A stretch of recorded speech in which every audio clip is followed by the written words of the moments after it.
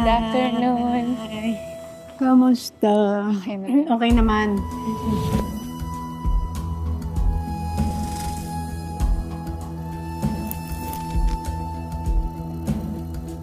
Bakit yung mga masa ganito yung tingin sa akin na nag-bold star lang pala ako, hubadera ako, na tingin nila sa akin, pangit yung ugali ko, hindi ako pinalaki ng tama ng family ko. Tuloy-tuloy everyday, hindi ako nakakatulong nang hindi ako sinasaktan ni daddy. You went through a phase of self-harm. Yes. Wala ko na-feel, kahit dumudugo na siya. Sobrang na-down po talaga ako, na gusto ko na din mag-stop.